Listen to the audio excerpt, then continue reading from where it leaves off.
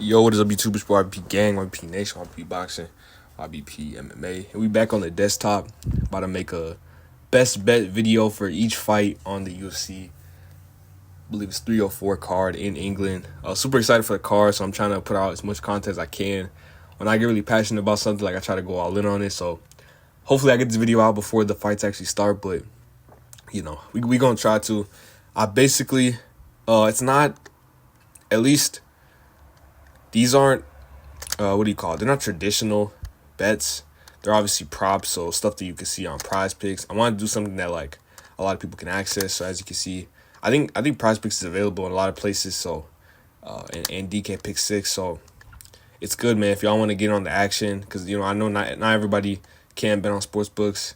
I believe in my state you can, but I know Prizepicks is available all over America. Pick 6 is available all over America, a lot of these pick'em sites. So I want to include everybody, get everyone paid. So these are the picks that, for me personally, I don't really use this, but I'm going to be showing y'all some of the plays that I like, some of the plays that look the best to me from here, because looking at comparing them from Pick 6, especially to Prizepicks, I think Pick 6 isn't, the way their thing work is like, the way their system works is, my bad, it's like basically they drop a line and then they don't have the ability to change it afterwards. So unlike Prizepicks and like Underdog Fantasy, they can, if someone's betting, let's say Shauna Bannon over her strikes a lot, they can adjust it and basically adapt to what's going on. But Pick 6 doesn't. So,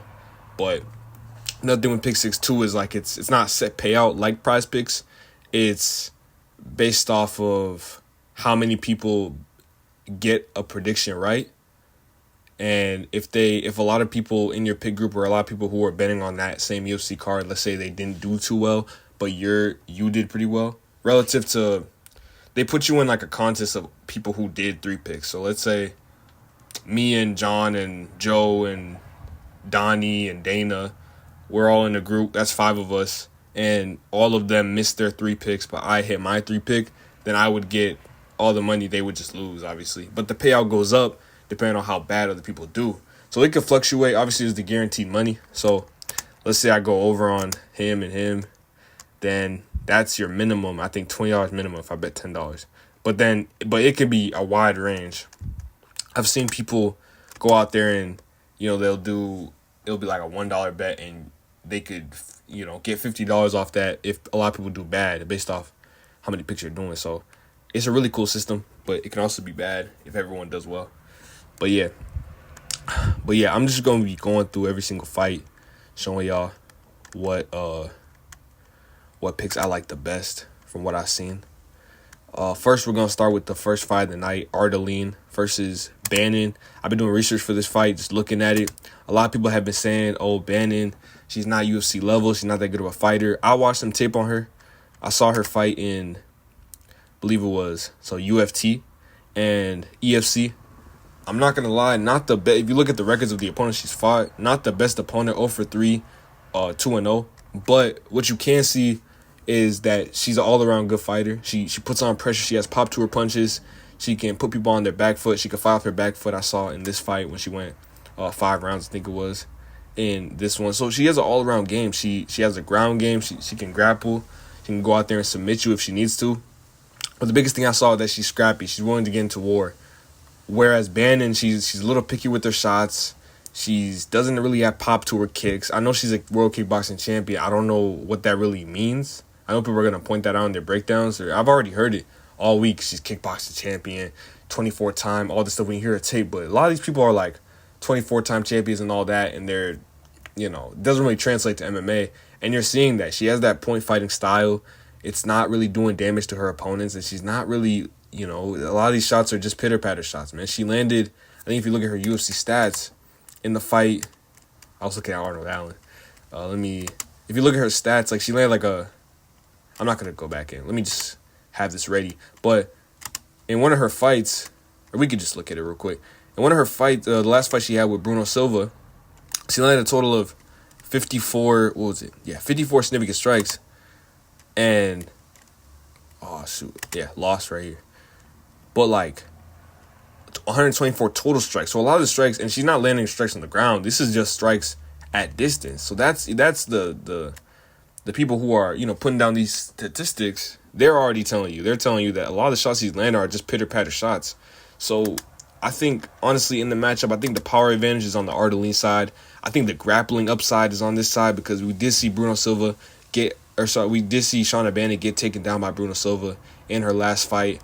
I like Alice Ardeline, and if you're betting, if you're betting on a traditional sports book like DraftKings, I like her. She's at dog odds here at plus 150, but today we're focused on the props, and I like her fantasy points at 52.5. Obviously, we don't have any statistics of her quite yet, but if she can go out there, get a lot of control time is a big part of the criteria when it comes to scoring on fantasy points. They count that, unlike Prizepicks, unlike Underdog. So if she can go out there and land, a bunch of, get some takedowns, get some control time, kind of do what Bruno Silva did, I think we can actually see how much she scored in her fight against Shauna Bannon. We can look here.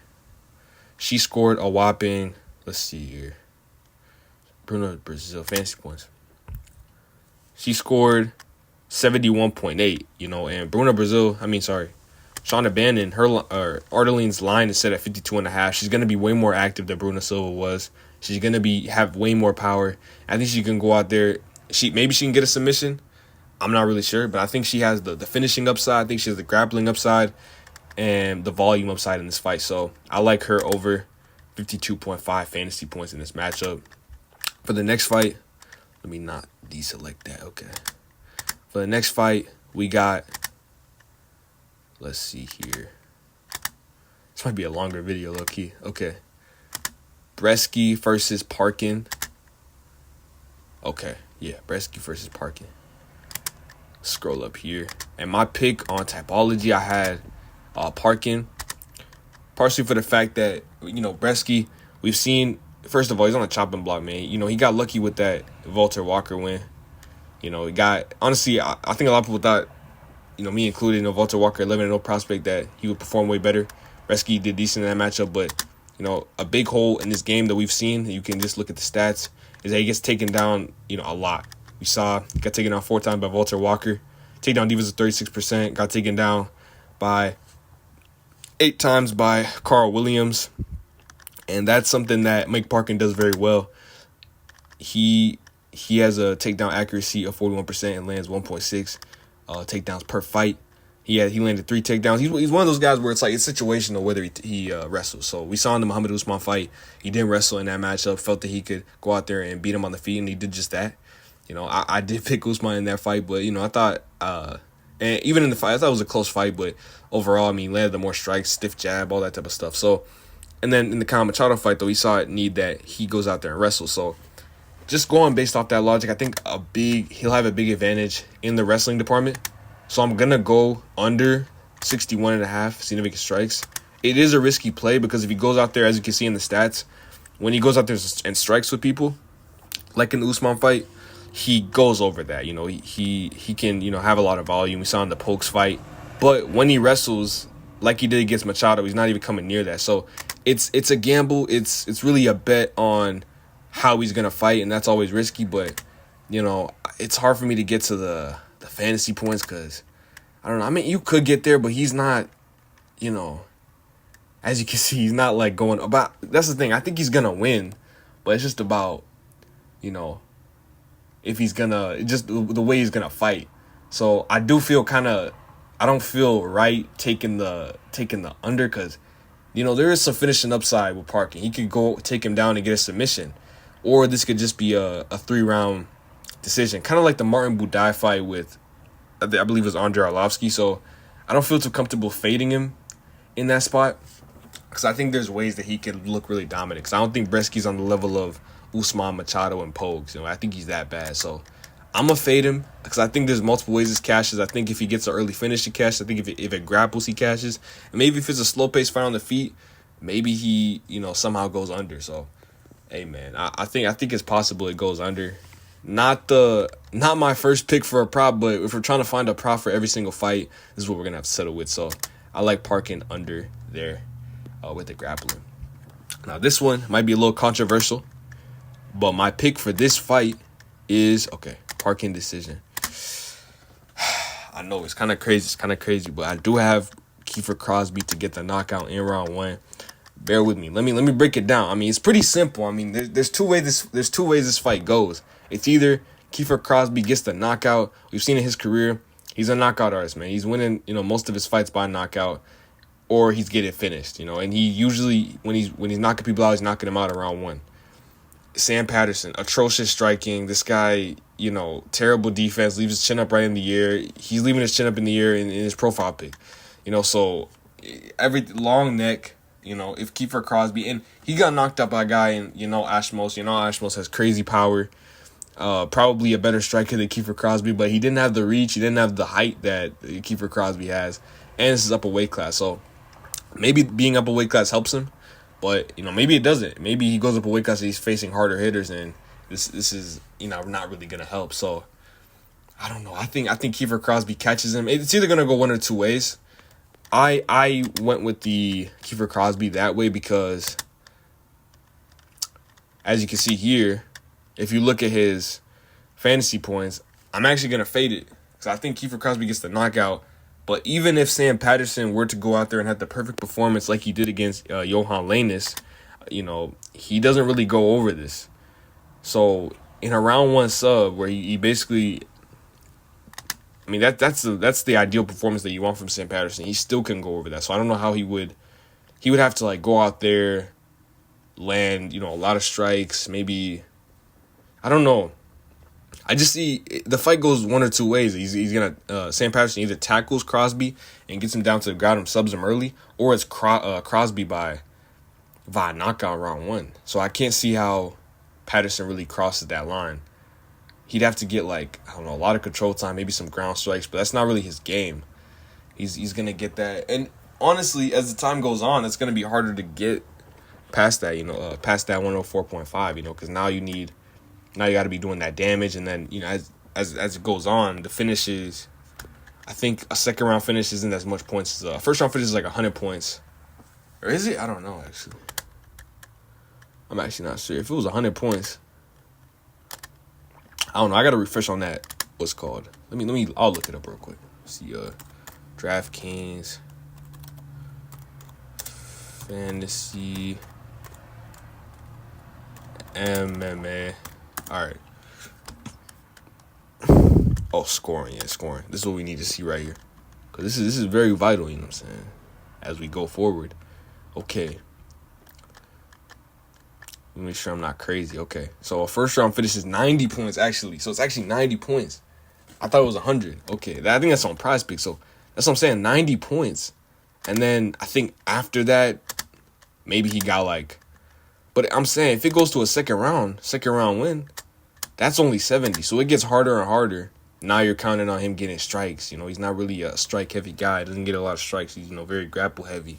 So, man, he's not going to get a knockdown. So I think just the way he fights is not really going to help. Even if he goes to a 3-round decision where he just lands on him, that doesn't help. So I think ultimately, I have Kiefer Crosby winning, but I think you cover a lot of scenarios if you just... Obviously, I could go over on his fantasy points, but I think you cover a lot of scenarios if you just fade it. Because I think there's ways that Patterson wins, and he still goes under the fantasy points. So that's the play I like right there.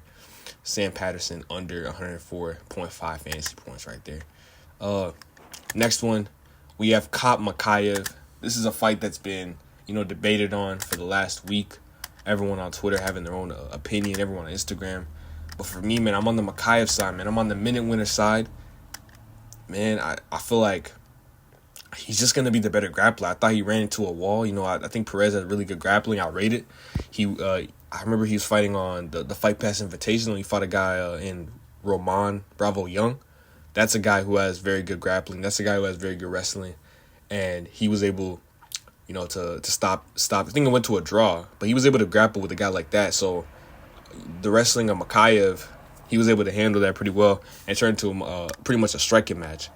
So that was a tough opponent, but I don't think Kop has nearly the grappling that a guy like Perez have. Obviously, he's more dangerous on the feet, but we know Makayev is looking to do one thing and one thing only. He's not going to try to hang on the feet. He's going to try to go out there and get the takedown and get the submission. So Even honestly, I might as well just. I had this at round 3.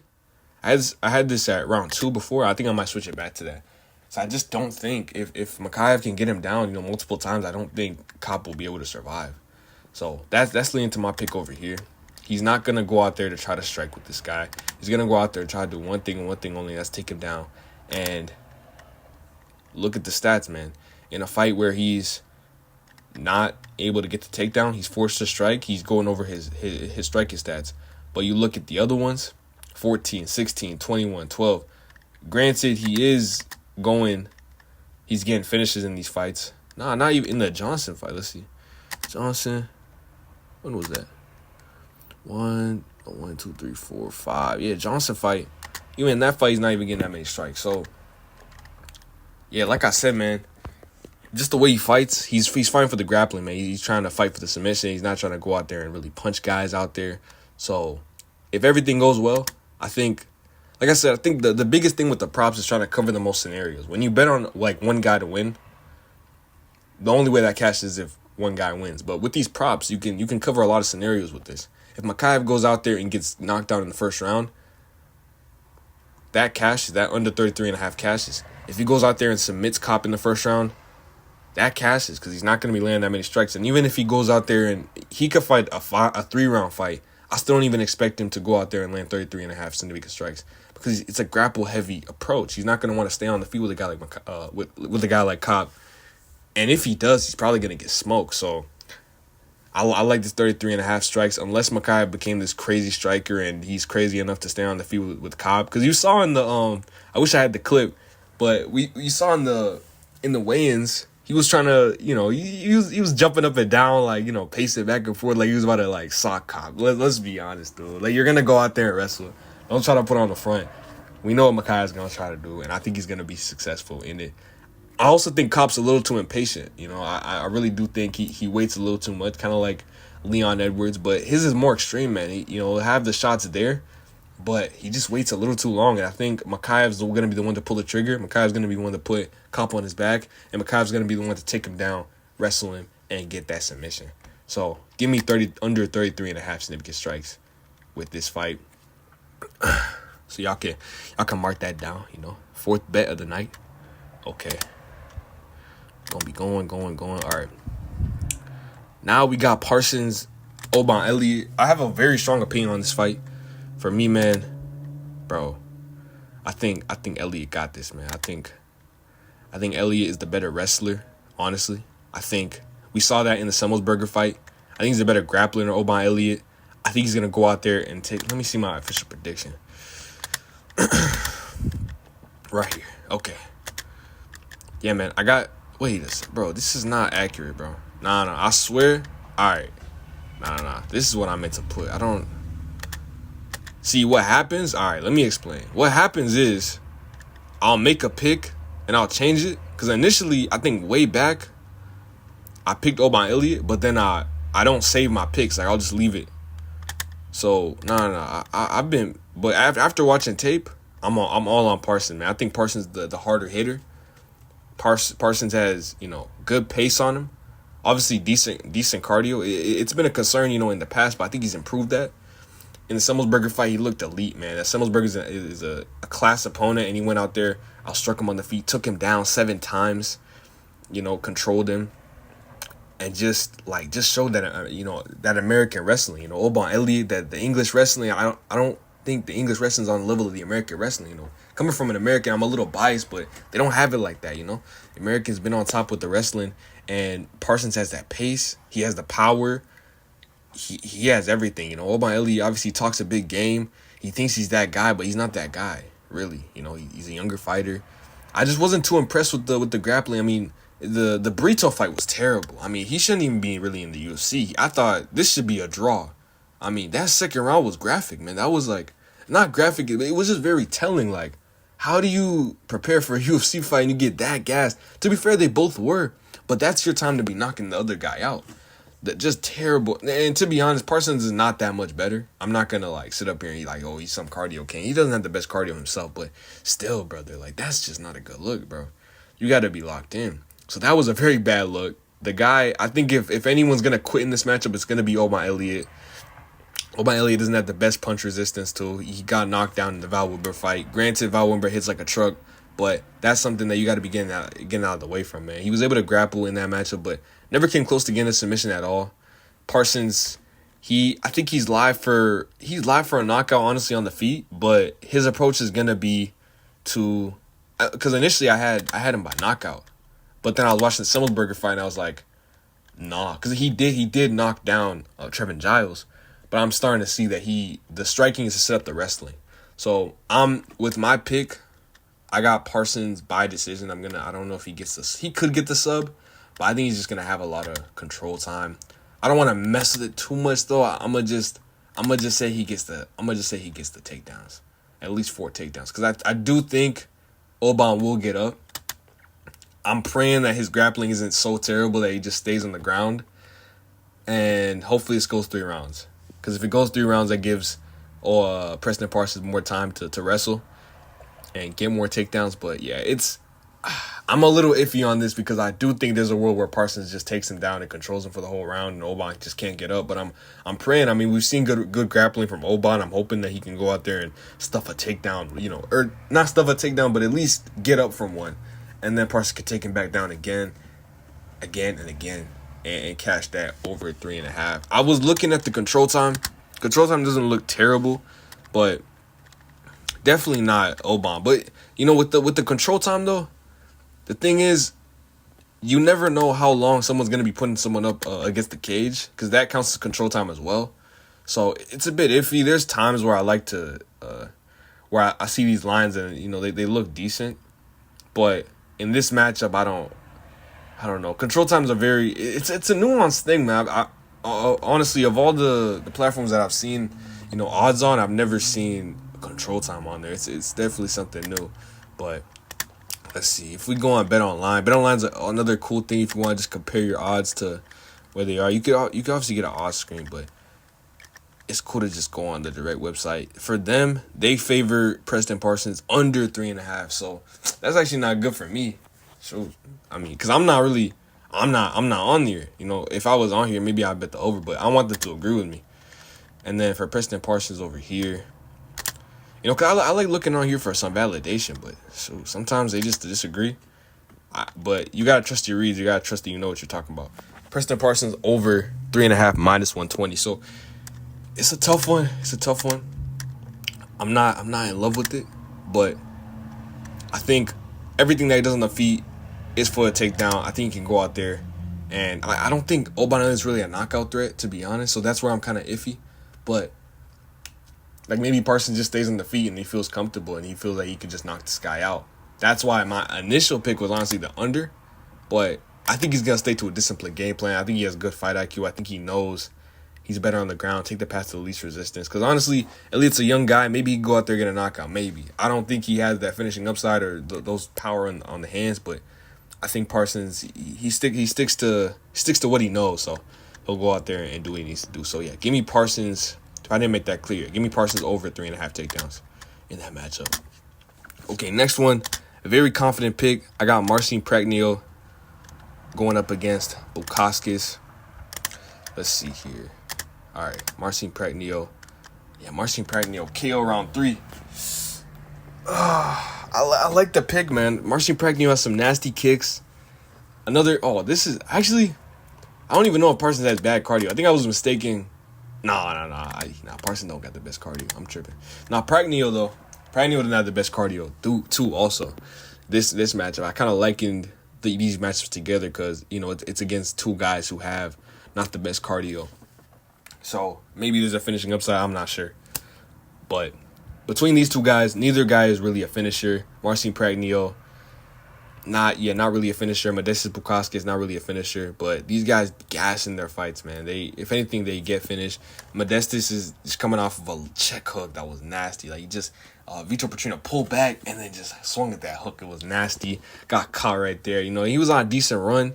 If you just look at the wins, honestly, the Puaga fight, he got rocked bad in that fight. If we're just talking about punch resistance, in my personal opinion, I think Modestas is very chinny. I think that guy, yeah, he's cooked. I'm not gonna lie to you. I think Marcin Prachnio's tougher when it really comes down to it. So when people are on the internet talking about Modestas Bukauskas by knockout, I'm looking at you like, what are you talking about? You know, if anyone's gonna get knocked out in this matchup, it's gonna be Modestas Bukauskas. He can't take a punch for his life. He got rocked like several times in that Puaga fight. Obviously got knocked out in the Petrino fight, coming off of a knockout. Marcin is the older fighter, but I think with being older it comes with experience. I think in this matchup, I think Modestas is faster, but Prachnio has nasty timing on those kicks, nasty timing on, you know, the shots that he has on the feet, way more active, and that leads me to the bet, and the bet is over 50.5 significant strikes. He's cashed that in his last 5 fights. It's not going to be any different here. He's not really a finisher.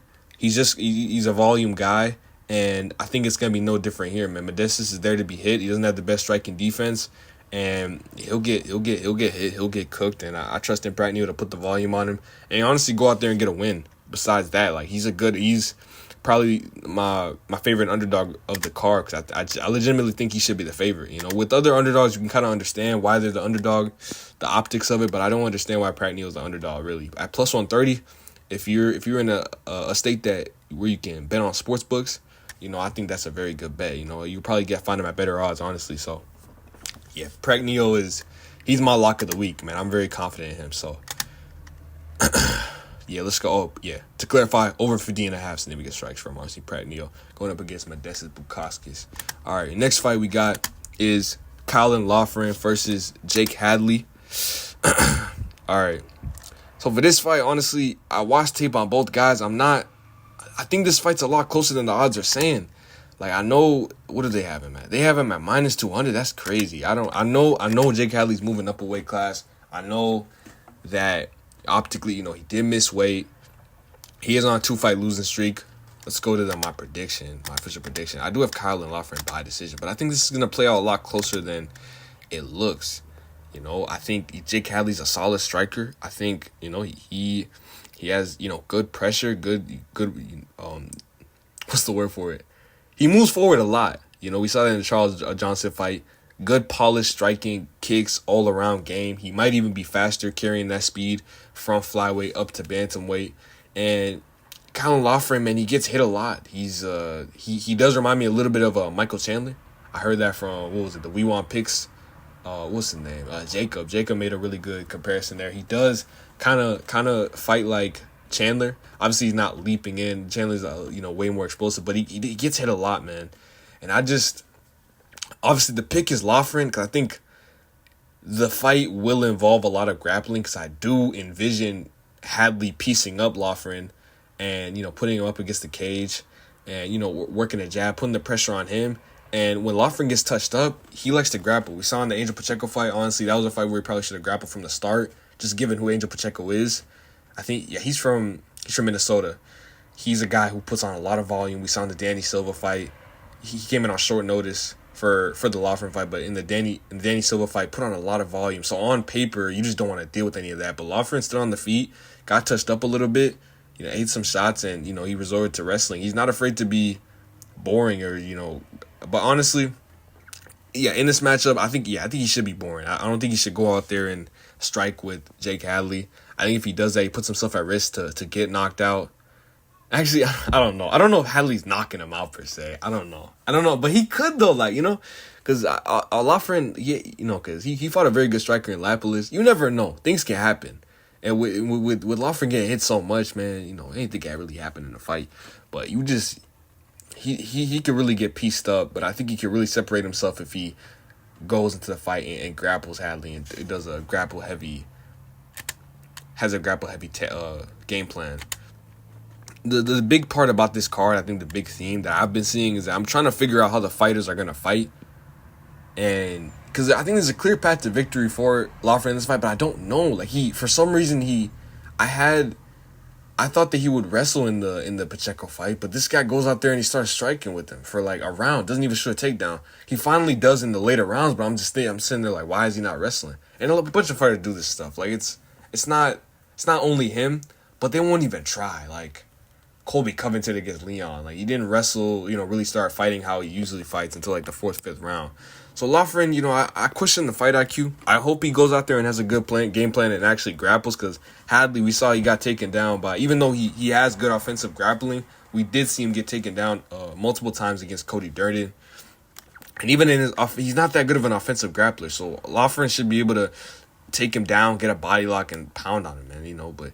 But I also think that Loughran fought a guy in Angel Pacheco. That fight, he wasn't able to finish him. How's he going to go out there and finish a guy like Hadley, So Hadley has some decent grappling, defensive grappling. So I think it'll be a close contested fight, but I think Loughran should be able to go out there and get 3 takedowns and separate himself in the fight and win ultimately. Not too confident, though, so that's why I'm not going to go with fantasy points or significant strikes. I'm just going to go with the takedowns. Because also the control time is risky, because even though, Loughran has good control, I won't lie. But in those later rounds, Pacheco was able to get up from the takedowns. You never know. Hadley's a better grappler than Pacheco. Maybe he can go out there and get up from the takedowns and not have too much control. But then again, Loughran is really good at putting people up against the cage, and that's control time. But I'm just going to stick with the takedowns. I think he fights smart, he fights with a strategy, and he gets 3 takedowns over the course of 15 minutes. All right, next fight. We have, we're not even to the main card. Jeez. Okay, I need to like speed this up, but I'm not going to, man. This is how I like to. That's how I like to run the podcast. This is what I used to do when I was doing like the breakdowns back in the day. But we here with it, 31 minutes in. Okay, Molly McCann going up against Bruna Brazil in this matchup. I think Molly McCann's better everywhere. I think she's better on the ground. I think she's better on the feet. And it's really up to her how she wants to go about this fight. I think, for me, though, let me go to my official prediction. Obviously, Loughran by decision. Okay, my official prediction is Molly McCann KO round 1. I know it sounds so disrespectful, but, you see what I mean? Denise Gomes KO round 1. So when I look at that, I've been looking at that, man, if she fights a Molly McCann, I think a lot of people have been looking at the same fight, too. Molly McCann is a finisher. We saw what Denise Gomes did to Yasmin Uregi. And all those other people. Well, Yasmin Uregi is better than anybody Molly McCann's fought. But you get the point, though. Molly McCann's a proven finisher. She's gone out there and knocked out Luina Carolina. She's had a decent career as of late. Hannah Goldie, not in the UFC anymore. Diana Belbita subs her. So it's another thing. It's kind of like with the Makaya fight. Oh, my bad. Kind of like with the Makaya fight. 76.5 strikes is way too much, in my opinion. If you want to look at the line that they have set at. Where is it? Where do they have her line at? Molly McCann. They have her line at 72.5. So, Pick 6 has the highest line for this. Hit that under, man. Because even if you look at the stats, she doesn't usually go over this. She only went over this in the Carolina fight because she's a tough girl, and she was eating the shots. But eventually, she just succumbed to the damage and got spinning back elbowed. But she was dominating the striking. I don't expect Bruna Brazil to be that tough. We've already seen her knocked out in her career. I don't expect her to do that. And if she takes the path, I don't want to say path to leave resistance, because I think maybe knocking her out is probably easier than going out there and out grappling Bruna Brazil. But I think there's just so many ways that she could get an early finish in this fight, and those ways don't involve her landing 77 strikes. So, like I said, I don't think this fight goes the distance.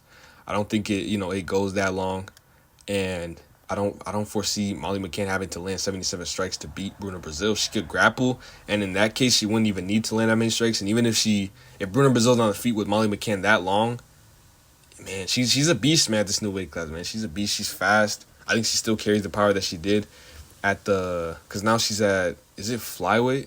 I think so now she's at strawweight. She was at. Was it bantamweight, strawweight, no flyweight? What's the lightest weight class? This is 115. 125 is flyweight, and then 135 is bantamweight. I'm not sure with the women's division. My bad.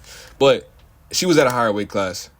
She was knocking people out. She still carries that power, and she's gonna do to Bruna Brazil what Denise Gomes did, and she's gonna get an early finish, which means she will not need to land 77 strikes. So anything below that, I think, is really good. So yeah. Shout out to Molly McCann. She's going to get an early finish in this fight. Okay. Next one, we got, Yeah, it's just so many fights, bro. But that's why I'm so excited for this card, man. So it's so much juice, man. So much like content on this card, you know, so much. Especially when you really go down and like break down each fight, man. It's a lot of storylines, a lot of good stuff, especially on that main card. And we just getting started. So yeah, right here with Nathaniel Wood, Daniel Pineda. I'm just gonna keep this one short and sweet because honestly, I think Nathaniel Wood's just so much better than Pineda everywhere. Pineda has like, I mean, from what I've heard from other, because honestly, I really only watched Nathaniel Wood tape. People have been saying that Daniel Pineda's not that good. I'm not even gonna cap to y'all. I ain't really do too much tape study on this fight. So whatever I'm saying, take it with a grain of salt. This is just from the people I listen to and the people I follow. Daniel Pineda has 2 minutes to finish this fight. 3 minutes, maybe like the first round. If Nathaniel Wood can, weather the storm, he can probably get this finish. He's better everywhere technically, but he is a smaller guy. Obviously, he's moving up a weight class. We saw that. Actually, no, I saw these fights. I saw the Naimov fight. He's getting cheated a lot. I don't see. I mean, if someone's not cheating, they shouldn't be able to get that man down 4 times. Let's see. Andre Fili fought really good in that fight, but you could sense the size difference. So I just think Nathaniel was just so much better. He could sub him. He could knock him out. He just has to be wary of Pineda's, finishing ability and just has to weather that early storm. But as long as he can do that, the fight's his. And for that reason, actually, my approach is I'm actually taking Pineda under 1.5 takedowns just because, I think the better grappler in this matchup is clearly Nathaniel Wood. I know he's been taken down in the past more than twice, but nah, man, I can't see Pineda going out there and, having this grapple heavy style. If anything, maybe Nathaniel Wood does that. I just think anywhere on the ground it goes. Maybe Pineda can have a reversal, but I see he's the one who's gonna get taken down by Nathaniel Wood, if anything, and probably subbed. Maybe Nathaniel Wood gets on that back. Something like that. I just can't see Pineda being that better striker. I think he's gonna have to go out there and maybe get a knockout of some sort. I don't know. Let me see his recent fights. Oh, he got a submission guillotine, but that's a guillotine choke from ground after getting taken down. So I don't know. I think the path to victory for Wood, it could be on the ground, but I also think he could go out there and knock him out. I just think this fight stays on the feet for the most part. So yeah, that's just my feeling of the fight. And that's just what I've been hearing from other people. So I think I can't really see him getting taken down twice. It can happen though. I'm not gonna say I'm the most confident about it. I wouldn't envision Pineda going in the takedowns. I think it'd be Wood. All right. Now, okay, let's get to a fight that I actually researched. Let's see. Okay, yeah, here we go. All right, we got Chikadze Allen, bro. This is the fight, bro, even though I researched it, man, I don't feel good about my prediction, man. Really, bro, I actually don't. I've been 50-50 on this fight for as long as it's happened. For as long as it's been announced. Been back and forth. I was even arguing with this guy on Twitter, I forgot what his name is. But, no, not on Twitter, on Instagram. But, yeah, I've been back and forth, man. I don't know, man. I don't know. Obviously, when I was arguing, though, I was arguing for Chikadze, but he was kind of convincing me. So, I don't know. I'm gonna lean Chikadze. I feel way better about the bet, though. Because, for me, I don't think Allen's gonna grapple. And even if he does, I think Chikadze can stuff the takedowns. Even though he got caught, and he was getting grappled early by Cater. Not a good look, I know. Not a good look, obviously. But I think Allen's just a guy who's gonna go out there and try to strike with Chikadze. Obviously if he's getting pieced up, maybe he goes to the grappling. But I think Chikadze is good enough to take down defense. We saw in the latter part of the fight when things were getting tough, he was stuffing the takedown. So I think that's the part of the fight where he should be getting, where it should be how do I say this? It should be getting easier for someone, later in the fight to get the takedown. But whereas opposed to because the start, people, I guess maybe he's not expecting it. Maybe it could go both ways. But when someone's a little gassed like Chikadze was, that takedown should be easier. But he was keen to it and he was able to stuff the takedown. So I think going into this fight, I think he'll be able to stuff the takedowns and keep the fight on the feet. And I think on the feet, man, he has good movement. He'll be able to, stick on the outside, avoid Allen's pressure, and use his kicks, man. The body kicks is something that I saw with Max in his fight. And I think Giga's going to have a good comeback performance. You know, he looked decent in the Caceres fight. Maybe not as good as people wanted him to, but now he's back. You know, he was off a big layoff, and Allen hasn't been looking too good. He was getting pieced up in the Mobstar fight. Obviously, the Holloway fight, I thought he looked decent, you know, given the opponent. But a lot of, like I said, with Allen, I feel like he's a this is something I referred to. I said he's a chinny, empty pressure boxer. That's what I said. And I love a kickboxer against the boxer in an MMA bout, just because of that variety of strikes. So neither guy really throws that much, and I think that's to Allen's detriment, man. I think in this matchup he has to be throwing a lot of volume, and for that reason, I'm not quite intrigued enough to bet Chikadze's over on his fantasy points, but I like Allen because if the fight stays on the feet, it's not going to be high volume. And now you need Allen to go out there and grapple pretty much to even get over this. It's not looking good for you if he's not getting takedowns. Because the grappling, then he can get some control time, and like I think every second is like 0.2 points. So he can score a lot there. But even in that scenario, he could go and take him down. You still need strikes. We saw in the Yusuf fight, he got some takedowns, some control time, but not enough to go over 81.5. 81.5 is pretty high. So especially for a guy who's not going to get a finish. So I think this fight's going to play in close quarters, and I think no matter what, I don't see Allen skying over this. He's not going to get the finish. The only guy who has finishing upside is Chikadze. It's not going to be high volume, and I don't think he gets the grappling going to add on to those points. So no matter how this fight goes, I think it just goes under 81.5 fantasy points. I don't see either guy scoring just because how competitive the fight is. And my official pick is Chikadze, but I can go back and forth on that. I think it's my overall. What you should take from this breakdown is this fight's really close. So pick Chikadze because Allen's a big favorite for no reason. I don't understand. So yeah. And that shows with the fantasy points. Fantasy points should probably be like 50-50, like what fight was that had like even fantasy points? Yeah, like this, 70-50. Not really. There's another fight on here. I'm not gonna go back and look, but they should be way closer. 81.5 is way too high for someone who can't get a finish. So not that he can't, but like he's not finishing Giga Chikadze. You know, the only guy he finished was like Hooker. On the feet, at least. I don't see Allen getting a sub against Chikadze. Hey, maybe it happens, though. Crazy things have happened. But yeah, Chikadze decision. Giga Chad, bro. Come on. All right, Christian Leroy Duncan, Gregory Rodriguez for this fight. I feel pretty good about this one, too. Oh, damn. All right.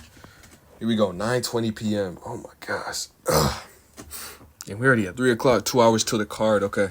Hopefully I'll drop this before the card starts, man. I'm going to try to get this out to y'all. But yeah, for this fight, we got Gregory Rodriguez versus Christian Leroy Duncan. And in this fight, I got CLD, man, for a couple reasons. Like a lot of the people who are picking CLD think he's going to outstrike Christian Leroy Duncan. He's not the better technical striker. CLD's the way better striker. You know, I can see this playing out almost like I think Gregory's too slow. I think he's too power dependent. He has to, for him, this could look like the Claudio Ribeiro fight. Maybe I'm yapping, but it could look just like that. And I don't think his grappling is so good, or his wrestling specifically is so good to get CLD to the ground. I think CLD, he showed that wrinkle of his offensive grappling. I always say, because I learned my lesson. When it came to the Corey Sandhagen fight, I saw him wrestle against Rob Font, and I was like, oh, no way Umar can out-grapple this guy. He took down another guy. That's not always how this works. Just because you can offensively grapple doesn't mean that you can defensively grapple when it's coming your way. But I think CLD has the movement. He has the speed, man. There's a speed, very big speed difference in this fight. The timing, the technicality, everything CLD does, man, is so crisp. You know what I'm saying? It's art the way he does. You know, Gregory's the gritty guy. You know, CLD's the pretty guy in there. So I could see this fight go to a decision, but all in all, I like CLD to stuff the takedowns. I like him to move out of the way, stay at range, stay at kicking range, and just pick a guy that's apart from distance, man. Pick apart this guy from distance. My bad. That's a tongue twister. Pick apart this guy from distance. Not really. All right. But 50.5 significant strikes.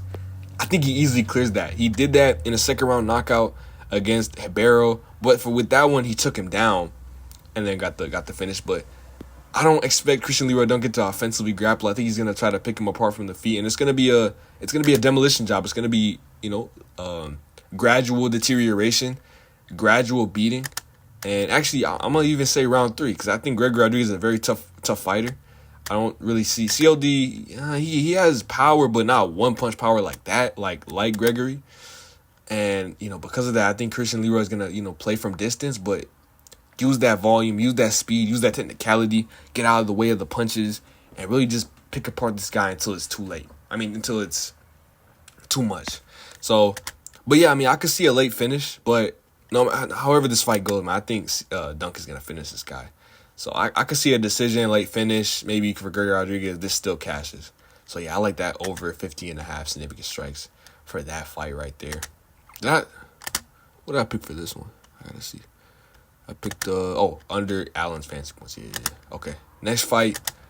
Third fight of the night. Okay. Paddy Pimblett, Bobby Green. Okay, now we're talking right now. Okay. Yeah, this is what I like to. This is good right here. This is good. Okay. Now see this one. I think from this whole main card, 50-50 fights, man. 50-50 fights. Now you're looking at my prediction. You're like, Michael, what are you talking about? Like Paddy Pimblett round 1 KO. Bobby Green's the way better striker. Here's my thing, and I'm gonna keep it very short and sweet. Bobby Green is a chinny fighter. He's chinny and he's pillow fisted, bro. How are you getting knocked out? But he was piecing up I know Drew Dober carries power. So does Paddy. He was piecing up Drew Dober. Gets chinned, in that fight. He was in the Jared Gordon fight. He's getting his butt whooped in that fight. Just nasty against that guy. You're supposed to be a better striker against this guy. He got bailed out by the accidental clash of heads. Tony Ferguson gets dropped in the first round. Grant Dawson, he chins Grant Dawson. I'll give him that. I'm still confused on how that even happened. I think I went live. I don't know how that happened. That's timing. That's timing and speed. I don't know. I can't see him doing that to Paddy, man. It could happen though, but nah, I can't see it because what happened in the next fight? Jalen Turner chinned, so he's been knocked out. But then Jim Miller. Latest performance. I picked Bobby Green because I felt like he could stay out of the range and he could stay out of Jim Miller's power, but there was that fear though. And look what he goes out there and he gets rocked in the first round. I think so in that fight. He got it rocked at least a couple times. So Bobby Green, man, he's so chinny, yet he's such a good striker and he's so dismissive of the people in front of him. He's putting his hand down, he's rolling with the punches. You think Paddy Pimblett has poor defense. This guy Bobby Green, he makes it work, obviously, but, man, I don't know. For me, I think Paddy Pimblett has the grappling advantage. If he wants to take the fight down to the ground, he can do that. I know people are saying, the only guy who took him down was Islam Makhachev. I don't want to say Paddy's on that level. Paddy's a good grappler, man. Paddy's a good grappler. If he can really get the fight to the ground, I'm not really the biggest believer in Bobby Green's grappling like that. So I think Paddy will have success in that realm. And even if it stays on the feet, Paddy has way more power. Paddy has so much toughness in that cage. See, like he said, Scousers don't get knocked out. They don't get knocked out, but Green's get knocked out. We've seen it. Slept. You don't come back the same after this, man. And after what Paddy Pimblett's about to do to Bobby Green, it's about to be nasty, bro. It's about to knock him out cold. I'm telling you, round 1, watch out. Paddy Pimblett will knock out Bobby Green. And for that, even if he doesn't, he's going to get control time. I love this number of 68.5. It covers a lot of scenarios, I think. Even in this bad performance in Gordon, he came close. So if he can get a finish, get a decision win, because that was the worst decision win. If he just gets a conclusive decision win, he's going to go over this. So I love Paddy Pimblett to win the fight. And for that, and in that case, I love him to get the fantasy points. I don't want to touch the control time because I'm not sure if he's actually going to grapple. I think he could have success on the feet.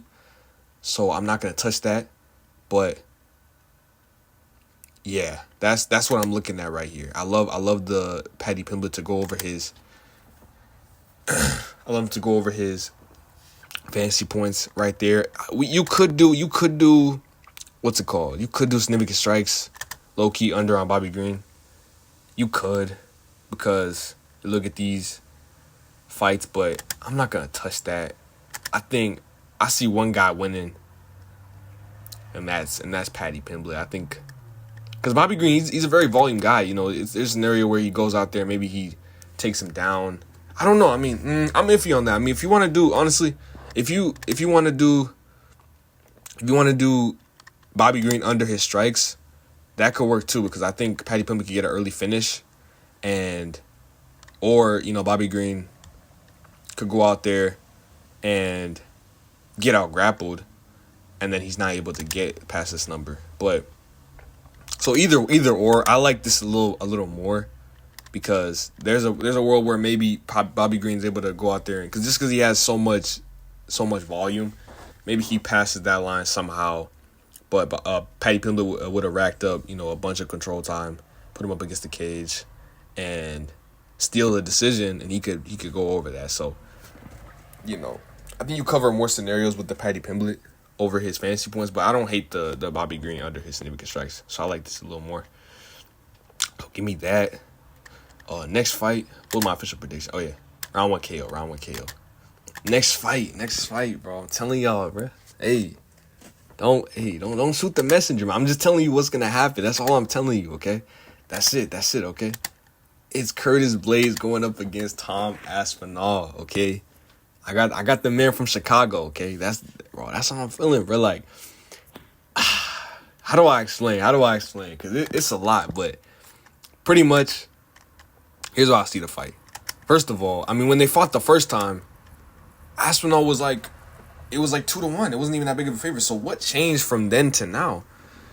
I don't really understand what changed. These guys are pretty similar fighters. Obviously, we saw Blaydes get knocked out against Pavlovich, and then Aspinall knocked out Pavlovich. Yeah. Okay, things happen, bro. Things happen. Okay, Pavlovich is a very good boxer, and Blaydes didn't follow the game plan that he was really supposed to in that match. He's supposed to take him down, and honestly, Aspinall still keeps his chin up in the air. He got bailed out. Pavlovich hit him with a good. I don't know if it was a right hook, left hook. He could have been chin sitting right there, but I think this is style for style, skill for skill. This is still his toughest matchup in the division. So I don't understand what makes Aspinall so great, so good that he can go out there and dominate a guy like Curtis Blaydes. Curtis Blaydes still is a nasty striker. He looked really good. It looked like he was finding his range in the 15 seconds that they did have. It looked like he won the exchanges. I know people are going to be like, it was 15 seconds. Bro, then 15 seconds for a fight that, and you're going to see that when I talk about the Leon fight, for a fight that's not going to last that long, I think those 50 seconds mean a lot more than looking at a fight that lasts like 1-2 rounds, because that fight's probably going to go 5 rounds, Someone could lose a round, but in a fight that's going to last it could last even a minute. Those 15 seconds mean a lot. Don't you think? So, like I said, I think Aspinall, he keeps his chin up way too much in the air. I think Blaydes has some underrated boxing too. He has some underrated power, and I honestly think, word to bro, like I swear, I'm not even trolling. I think Blaydes will knock him out round 1. And bro, and I'm putting, hey, if any of y'all wanna, hit me up, bro. We can bet. I'm telling y'all, bro, Blaydes. But here's the official pick on the channel. Obviously, we're gonna do a recap. I'll do a bet recap for the picks that I made, and then I'll do a event recap, obviously. Here's the official pick. It's Tom Aspinall under 105.5 fantasy points, because I think there's a world. I mean, I don't know how he went under in this fight. That's kind of wild, but there's a world where he goes out there and he knocks out Blaydes in the first round. He did that versus Pavlovich. Look at how many points he scored. He scored 104.1. And in the Tabora fight, he scored 105.4. He went under in those fights. Imagine. What do I think is going to happen? I think Blaydes is going to knock him out. So he won't even get here. He'll get like 1. He'll get a little 1 point. A little 1 point. Like, I don't even, like Tony Snell, he'll get a little 0 points. 0.0 minute. All that. But we could cover our bases, because he could win the fight and he could still potentially go under 105.5. So I love that bet. I love that look right there. You hedge a lot. You hedge a lot there. So for me, obviously the pick is Blaydes KO round 1. I think there's so many ways he can win. I think he's a better grappler. I think you can go out there and wrestle him, take Aspinall into deep waters, and even that gets bad for him. Because what if he gets a finish in round 3, round 4, round 5? That's not even that many points. That's like, if he gets that's 45 points. What are we even worried about? adding on to the fact that he's been controlled for all that time, not landing those significant strikes. So I think Blades is better everywhere. I'm not even lying. I think Aspinall all he really has is speed. But I think he's overrated, bro. Aspinall way too overrated. Y'all rate him way too much, and Blades is the real deal. He's the real deal from Chicago. Chi-Town, stand up. And they're going to be bringing home one belt. And, hey, let's find out if they bring home another one, okay? In the main event, obviously, official pick, Tom Aspinall under 105.5 fantasy points. In the main event, Leon Edwards going up against Bilal Muhammad. Oh, my gosh. Fight of the night, man. I'm excited, bro. I'm excited, man. I'm excited for this fight. My official prediction. Drum roll, please. Bilal, remember the name, Muhammad, by decision. The man doesn't lose decision. Countless times in his career, he's been doubted. Underdog against Burns. Underdog against Brady. Underdog against Stephen Thompson. I think he was a favorite against Maya. Underdog. He's always doubted. No one believes in him. Constantly disrespected. No one gives this man the respect he deserves. He's one of the best wrestlers in the welterweight division. You know, people just, they talk trash on his name. They think he doesn't have a personality. They think he's just not an entertaining guy. They don't give him the respect that he deserves. 10-fight win streak against quality opponents. Burns knocked him down. Brady knocked him out. Luque dominated him. Thompson dominated him. Maya, domination, stuffed all his takedowns. Maya was good at that time. That's a quality Maya. It's not a wash Maya. Constantly disrespected. And I think in this fight, I'm gonna be making a video about why I think Bilal Muhammad is the closest thing to Khabib. He's gonna show it in this fight against Leon Edwards. Leon Edwards falters against pressure fighters. You know, we saw in the Kamaru Usman fight, he was getting pushed back really easily. Obviously, Usman, he doesn't really have the knees that he had, you know, prior in fights. The guy wasn't putting on the constant pressure pace that Bilal is gonna set. I think Bilal Muhammad, the key is gonna be distance, managing distance, not getting too far out, not getting too close. Actually getting too close, but managing that distance so you're not at kicking range, putting him up against the cage, jabs, volume, kicks, all that type of stuff, so that you make Leon Edwards a boxer. Don't make him a kickboxer. You put him up against the cage, he doesn't have his best weapon, that's the kicks. His hands are all right, but you're not going to send him out there to go fight Jake Paul. Let's just say that. Jake Paul might knock him out in boxing, you know? He's one of those guys. Doesn't have the best hands. You make him a kickboxer, kind of like what Strickland did with Izzy. Bilal can go out there, and like his coach said, he has hands like Canelo. I'm not even trolling. He might have hands like Canelo. He might have improved his speed. This guy, I mean, he's only been getting better on this rise, knocking down. The guy has real welterweight power, knocking down a guy like Burns. I know he's chinny, but are we seriously saying, do we think that even Leon Edwards will knock down a guy like Bilal? I mean, knock down a guy like Burns? I don't think so. You know? Leon, he's lost his killer instinct in his last couple fights. Since the Bilal fight, Nate Diaz didn't really have that killer instinct to go at a guy who's, you know, lackluster. Obviously, Nate Diaz is a hard style, but he stayed very disciplined. I do respect that he stayed within his game plan. But where's this aggressiveness that you had for Bilal Muhammad? It's all of a sudden not there. Maybe that's just a sign of the dismissiveness. That's a sign of, you know, him not really seeing what Bilal has in store. But that aggressiveness, I think you can push that back on Leon Edwards, you know? You can get a counter takedown. If he's gonna be so disrespectful, we counter him. We move. You know, if Leon, I mean, that's not even a smart style. How does he look in rounds 3, 4, 5 after Bilal's still standing after the onslaught that Leon plans to put on him? You know, Bilal has the better cardio in this matchup. Bilal has the better gas tank. Bilal's the tougher fighter. You know? And then like I said, people want to make comparisons with Kamaru Usman.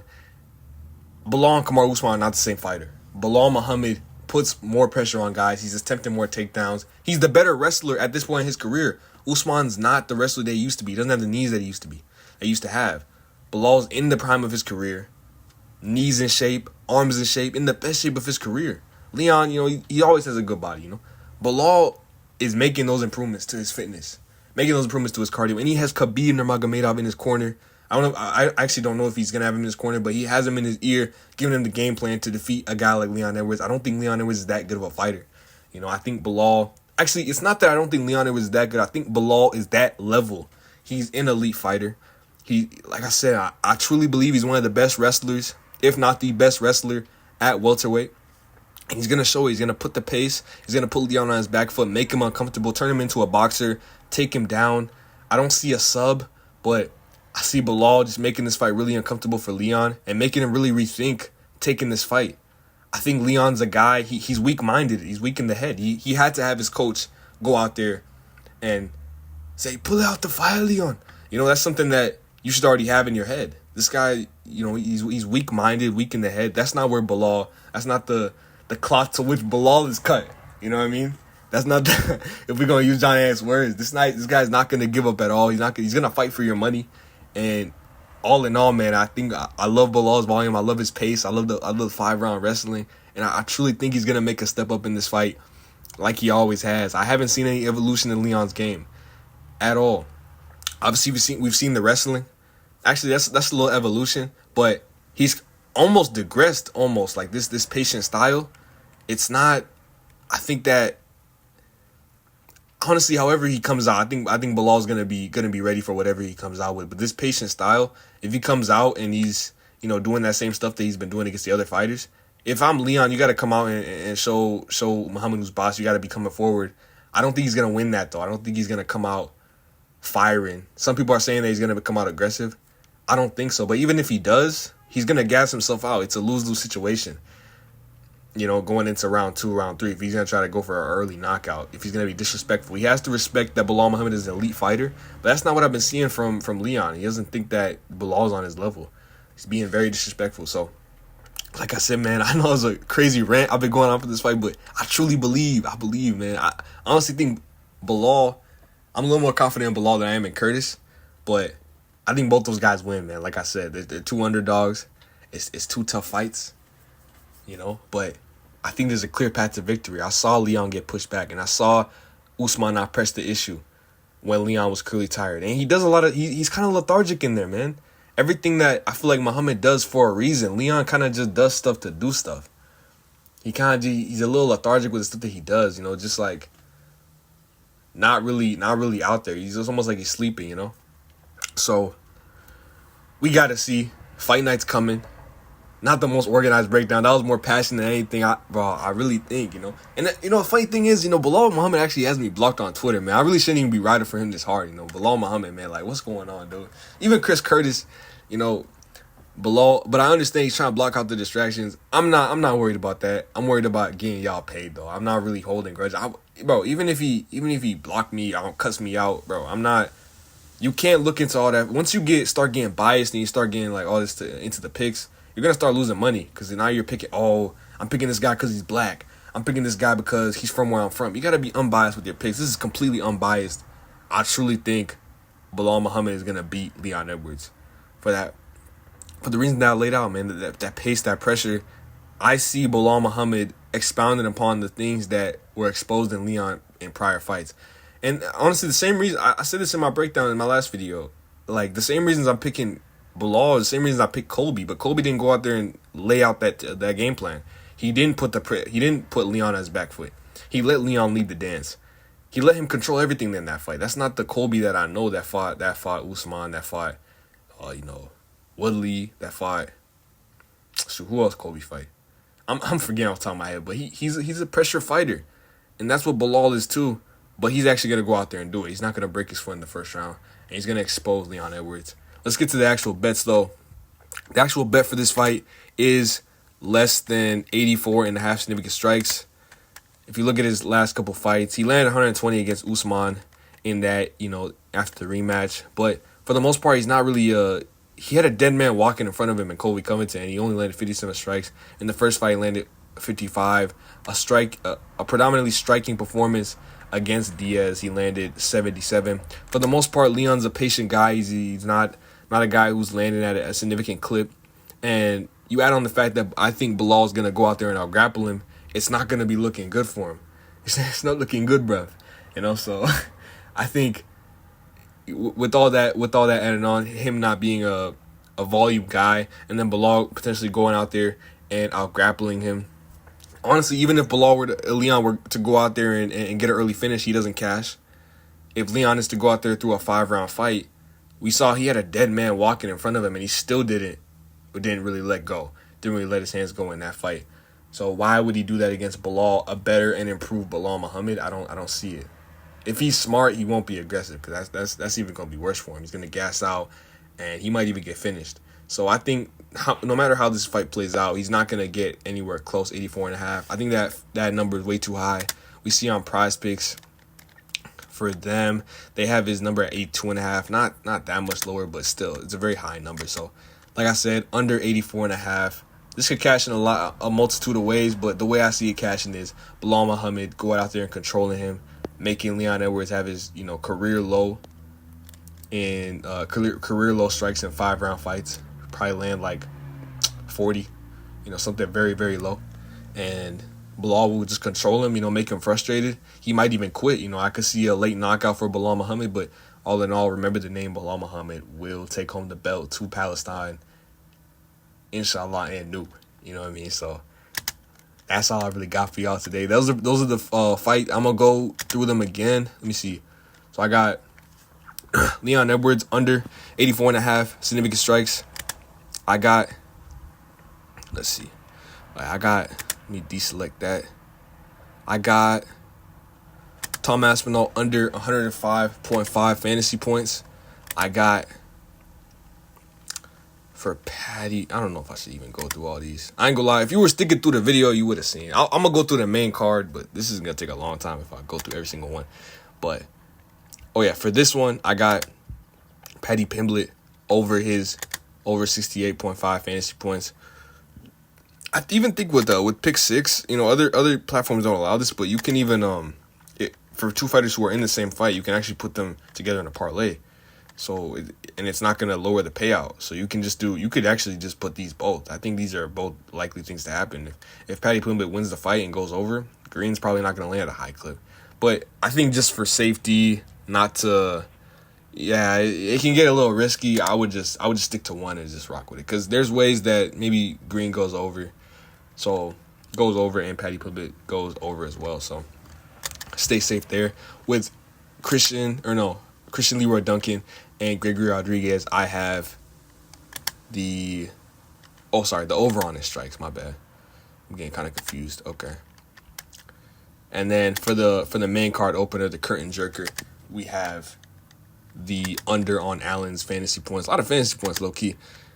Not gonna lie. We have fantasy points, strikes, fantasy points, strikes. Yeah, but it's not too many.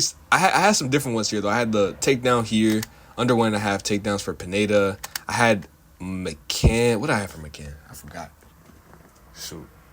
Y'all gonna have to go back in the video and watch. But I had under her strikes. I had Hadley. Loughran, I had Loughran over takedowns, over 2.5 takedowns. Pragnio over his strikes. Parsons, what did I have Parsons in? Parsons over 3.5 takedowns. Makayev under his strikes. Patterson under his points. Bresky, let's see, what was that? I think it was Parkin under his strikes, because I thought he was gonna wrestle. And then Ardeline Bannon, I had Ardeline over fantasy points. So that's all I really got for y'all today. Summarizing the picks. Summarizing the plays that I got for y'all. Hopefully y'all can get paid with my picks. Free of charge, free picks, free YBP picks. We're going to go over the results, see how bad I did. See if I should continue to. If I do so bad, you might not see me do this again, but I did a lot of research for this card. I looked at most of the fights. I listened to a lot of people. I usually do that for the fights, but I don't put out my research, put out my thoughts. I might do one for the main event, but I don't really go crazy on it. But I'm giving y'all the real spill. I'm giving y'all the goods, man. I'm giving y'all the tools that y'all need to make money on UFC 304. I hope y'all get paid. I hope y'all make money. And that's all I got for y'all today. Leave a like on the video, subscribe. Remember the name. Peace out, most guard. You know what it is.